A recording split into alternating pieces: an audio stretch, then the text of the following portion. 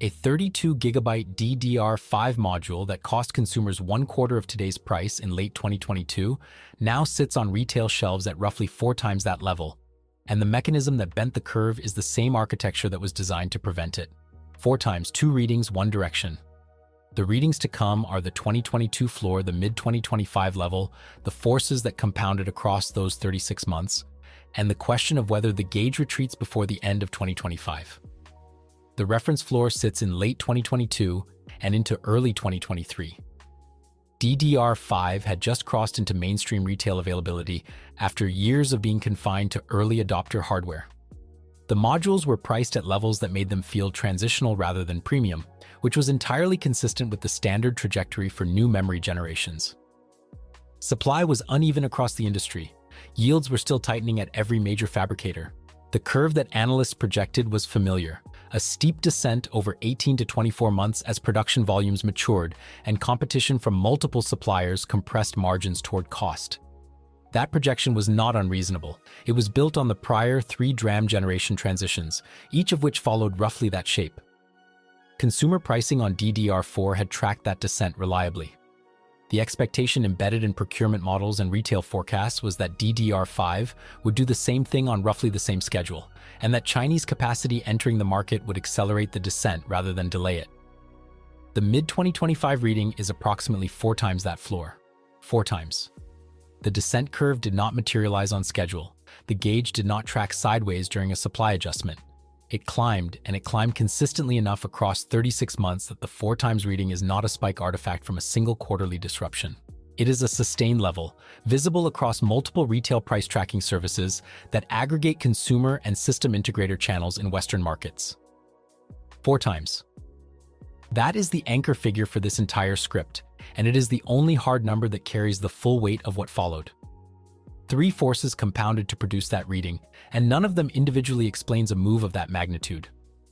The first force is the export control architecture applied to advanced semiconductor tooling beginning in 2022 and extended through subsequent rounds of restrictions.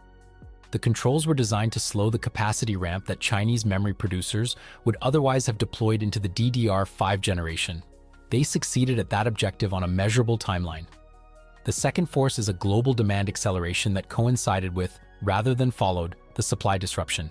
Data center operators building out the infrastructure required for large-scale artificial intelligence workloads were not refreshing memory on the normal generational cycle.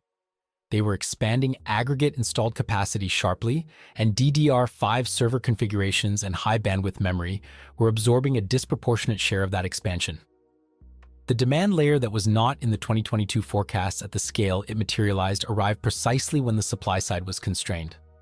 The third force is that Micron and Samsung, having endured years of margin erosion through price wars with SK Hynix and Chinese entrants across legacy nodes, did not respond to the constrained supply by racing to fill the gap at cost. They held price. Pricing power that had been compressed for years returned, and they used the window to recover margin rather than surrender it for volume. Those 3 forces do not individually explain a 4 times move across 36 months. Compounded, they do. When a commodity faces simultaneous supply compression and demand acceleration, the price gauge responds non-linearly. The 4 times reading is what non-linear response looks like on a 36-month chart, not on a quarter-to-quarter snapshot. The chart is the record. The projection for Chinese capacity entry into DDR5, particularly from CXMT, was central to the analyst consensus that expected the descent curve to arrive on schedule. If the modules that CXMT was projected to ship into the global DDR5 market by mid-2025 had materialized as forecast, the volume would have been substantial enough to fill a large warehouse in standard retail packaging. That warehouse exists in analyst projection documents. The pallets are not in it. The spot price reflects the empty floor space more faithfully than any projection note published over that period does. The gap between what was projected and what actually arrived in global supply is not a rounding error. It is the primary explanation for why the gauge is where it is. The CXMT undercut figure is the supporting delta that carries the most interpretive weight. Before CXMT's DDR5 compatible modules reached any meaningful volume in qualification pipelines, the working assumption among procurement analysts was that Chinese memory would enter the market at a steep discount relative to incumbent pricing. The estimates range from roughly a third to roughly half below the incumbent spot price, which would have been sufficient to force a meaningful correction across the retail and enterprise channels. The observable discount from CXMT's early production runs in the module-level data that has surfaced at all is roughly a tenth below incumbent spot pricing. Not a third, not a half, roughly a tenth. The gap between the expected discount and the actual discount is itself a reading, and it points at something the raw price figure does not surface directly. A firm with genuine cost-competitive volume, no reputational floor to protect in incumbent markets, and a strategic interest in capturing share rapidly would not hold the discount at a tenth. It would push the discount to the level required to clear qualification pipelines and take shelf space. The thin undercut signals either that yields remain constrained at the process node required for DDR5 grade production, or that qualification pipelines for server and enterprise use are bottlenecked at the tolerance level those buyers require, or both simultaneously. DDR5 qualification for hyperscaler and enterprise deployment is not a documentation exercise. It requires sustained yield at tight error rate tolerances across large wafer batches, which demands both advanced lithography and process maturity that accumulates on a multi-year timeline, not a quarterly one. A module that clears consumer-grade qualification does not automatically clear the error rate specifications that server and data center operators require. The discount is thin because the volume that would be required to force a genuinely thin discount at scale is not yet in the supply chain. The instrument reads a tenth, and the tenth is not a strategic decision. It is a constraint disclosure. The supply concentration reading adds a qualitative layer that matters more than the raw concentration figure alone. 3 years ago, the memory market was already oligopolistic in structure. The three dominant producers held the bulk of production volume, but the expectation of Chinese capacity entry was functioning as a ceiling on incumbent pricing ambition. Procurement planners priced that ceiling into long-term contracts. Analysts priced it into margin forecasts. The consensus was not that Chinese memory would arrive and collapse the market overnight, but that the credible threat of its arrival was sufficient to keep incumbents from recovering the pricing power that prior cycles had compressed. That ceiling has not arrived in the DDR5 generation. The bulk of DDR5 production volume continues to sit with Samsung, SK Hynix, and Micron. The share that would need to shift to a fourth supplier at scale to move the gauge materially in a sustained way has not shifted on any timeline that has affected the mid-2025 reading. The concentration itself is not a new feature of the memory market. What is new is that the forecast of dilution has been pushed out by at least one full product generation cycle, and incumbents have used that window to recover margin that the previous cycle compressed sharply over multiple years.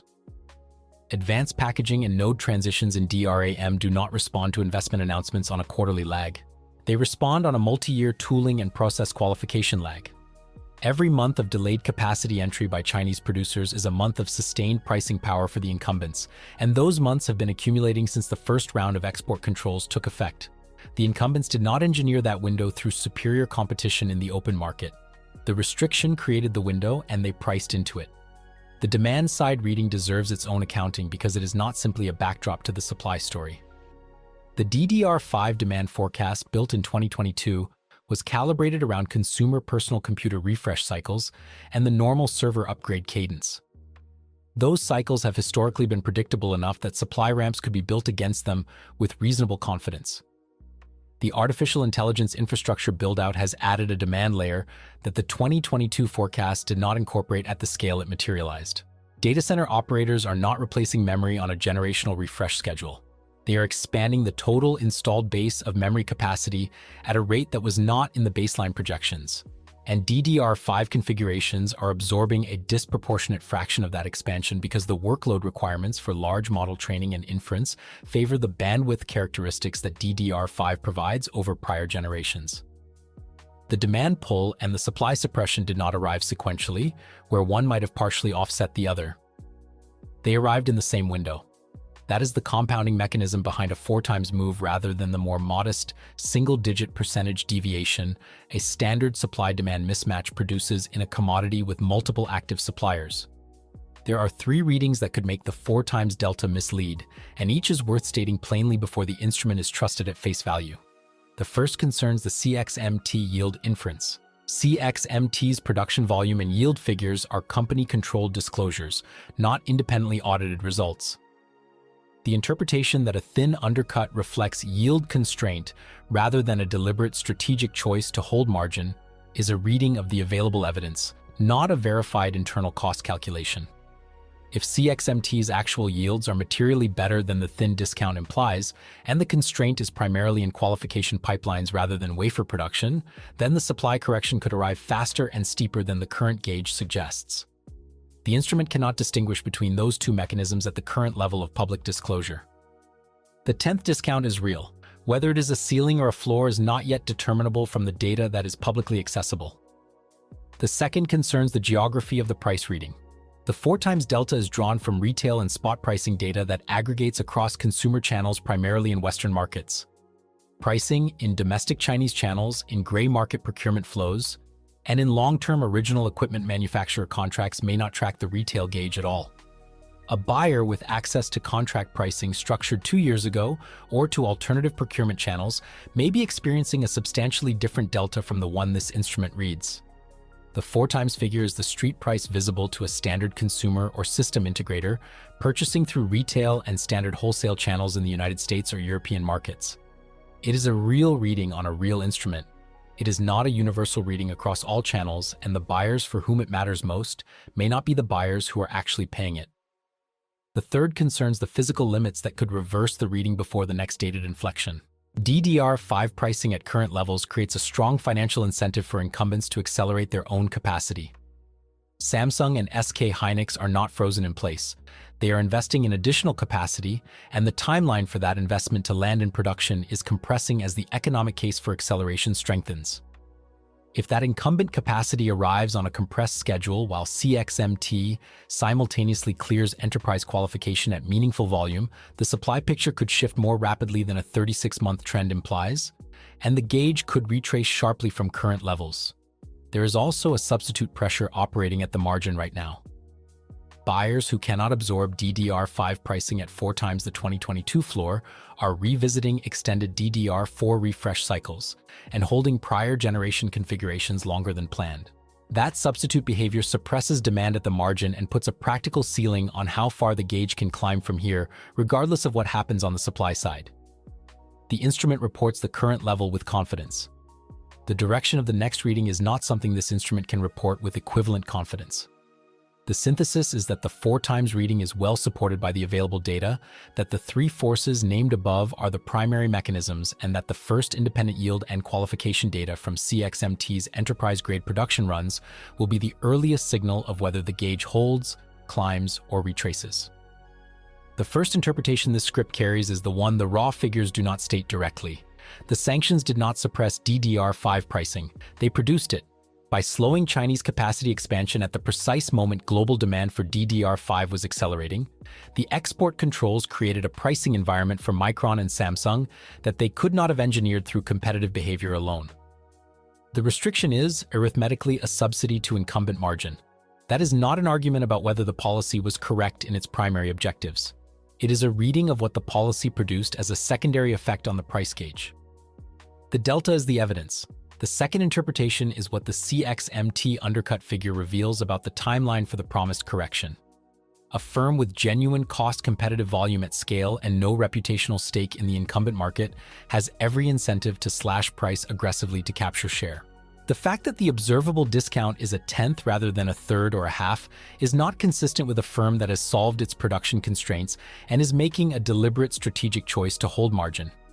It is consistent with a firm that has not yet accumulated the process maturity and yield stability required to push volume at the discount level that would move the global gauge. The cheap Chinese memory correction is not imminent at retail. It is structurally deferred by the same tooling and qualification constraints that the export controls were designed to create and sustain. The third interpretation is the one that depends on which side of the transaction you occupy. For the memory suppliers, pricing power has returned at a scale not observed since before the multi-year price compression that the previous competitive cycle drove. The margin recovery is real and it is substantial. For every buyer, from the system integrator building out server capacity for enterprise clients to the consumer purchasing a memory upgrade, the arbitrage exit that Chinese production volume was supposed to provide has not materialized at the shelf level. The hope was priced into procurement forecasts years ago. Contracts were structured around a descent curve that did not arrive. The shelf price has not honored those projections. Both of those readings are true simultaneously. The gauge does not distinguish between them. It reports what the market cleared at, and what it cleared at is 4 times the 2022 floor.